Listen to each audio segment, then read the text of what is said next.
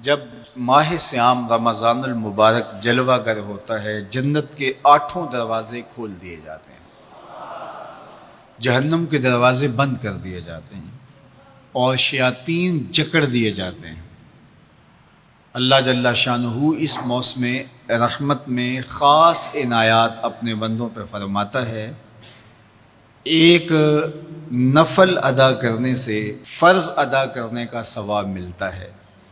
اور ایک فرض ادا کرنے سے 70 فرائض ادا کرنے کا ثواب ملتا ہے۔ اسی طرح راہ خدا میں 1 روپیہ دو گے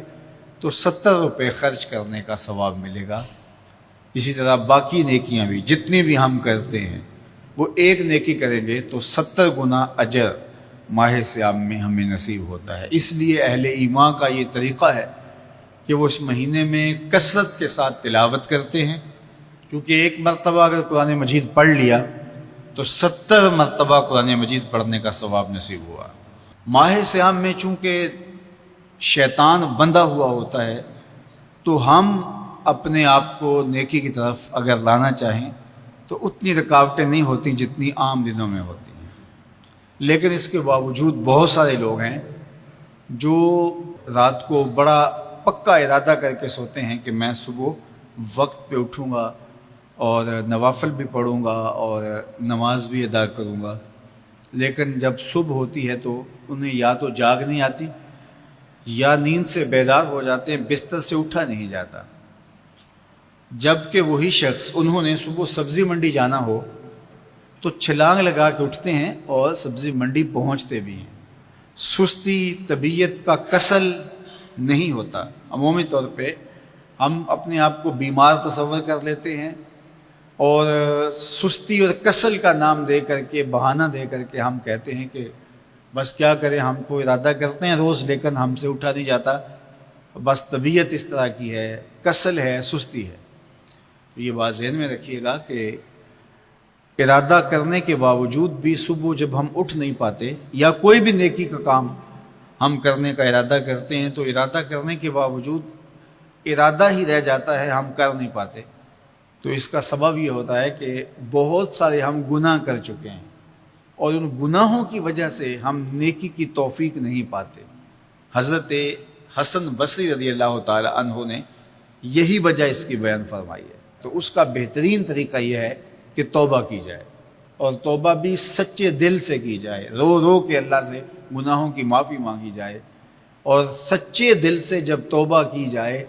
تو پھر سارے گناہ نہ صرف مٹا دیے جاتے ہیں بلکہ ان کو بدل کے نیکیوں میں تبدیل کر دیا جاتا ہے۔ تو ماہ سیام کے اندر پختہ عزم کریں اور اس عزم کو عمل کی شکل دینے کے لیے سچی توبہ کریں کہ ہمارا یہ رمضان اس طرح سے گزرے، یہ مہینہ اس طرح سے بسر ہو کہ ہم اس مہینے میں اللہ تعالیٰ کی قربت حاصل کر لیں، ہم گناہوں سے پاک ہو جائیں اور ہم جو ثمرات ہیں، جو فوائد ہیں اس مہینے کے، وہ ہم سمیٹ سکیں۔ تو یہ وہ مہینہ ہے جس کے انتظار میں میرے اور آپ کے آقا و مولا اپنی آنکھیں لگائے ہوتے تھے اور دن گن گن کے وقت گزارتے تھے کہ ماہ سیام آ رہا ہے۔ تو اس مہینے کا عزت کے ساتھ، تکریم کے ساتھ، اعزاز کے ساتھ استقبال کرو اور اس کو پلکوں پہ بٹھاؤ، اس کو دل پہ بٹھاؤ۔ اس مہینے کی تکریم یہ ہے کہ اس میں ہر برا کام چھوڑ دیا جائے۔ اگر کوئی شخص برا کام نہیں چھوڑتا اور روزے رکھتا ہے تو میرے اور آپ کے آقا و مولا کا ایک فرمان سن لیجئے، من لم یدع قول الزور والعمل بہ فلیس للہ حاجۃ فی ان یدع طعامہ و شرابہ۔ فرمایا کہ جو جھوٹ اور برے کام نہیں چھوڑتا، اس کے بھوکا اور پیاسا رہنے کی اللہ کو کوئی ضرورت نہیں ہے۔ تو روزہ خوراک بچاؤ مہم نہیں ہے جو چلائی جاتی ہے، بلکہ یہ تزکیہ نفس کا موسم ہے، باطن کی صفائی کا موسم ہے،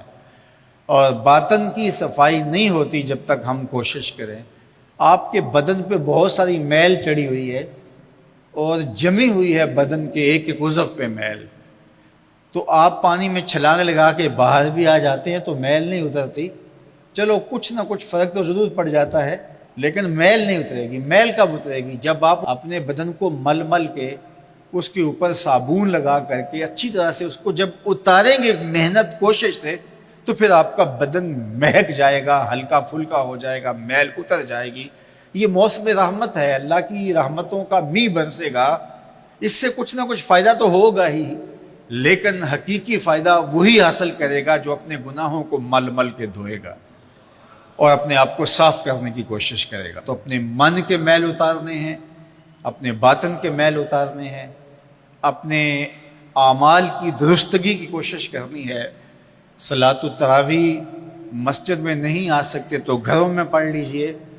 جس طرح بڑی عمر والے لوگوں کو، بیمار لوگوں کو کہا گیا کہ آپ گھروں میں پڑھ لیں، بچوں کو کہا گیا، لیکن چھوڑیے گا نا،